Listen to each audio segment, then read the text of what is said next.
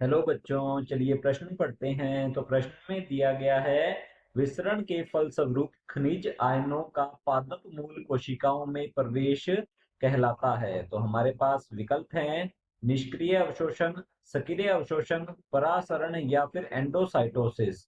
तो इस प्रश्न की मुख्य अवधारणा के बारे में हम जान लेते हैं। तो यहाँ लिखेंगे मुख्य अवधारणा।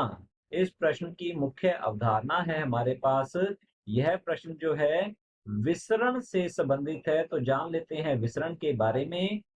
विसरण से तात्पर्य होता है पदार्थों का, तो यहाँ लिखते हैं हम, पदार्थों का अपनी पदार्थों का अपनी उच्च सांद्रता उच्च सांद्रता के क्षेत्र से के क्षेत्र से निम्न सांद्रता के क्षेत्र की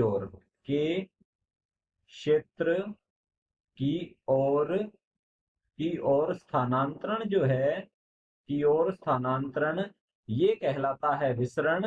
तो यहाँ पर ये जो विसरण क्रिया है, यह एक प्रकार का हम कह सकते हैं निष्क्रिय अवशोषण या निष्क्रिय परिवहन होता है। तो यहाँ लिखेंगे यह होता है निष्क्रिय अवशोषण निष्क्रिय अवशोषण, या इसे परिवहन के नाम से जाना जाता है, क्योंकि विसरण के दौरान एटीपी अर्थात ऊर्जा की आवश्यकता नहीं होती है, इसीलिए इसे निष्क्रिय अवशोषण या परिवहन कहा जाता है। तो हमारे पास जो प्रश्न है, विसरण के फलस्वरूप खनिज आयनों का पादप मूल कोशिकाओं में प्रवेश कहलाता है। तो विसरण के फलस्वरूप यदि खनिज आयनों का पादप की मूल कोशिकाओं में प्रवेश होता है तो इसे कहा जाता है निष्क्रिय अवशोषण। तो चलिए देखते हैं विकल्प की ओर। विकल्प ए है निष्क्रिय अवशोषण, तो हमारा ए विकल्प सही होगा।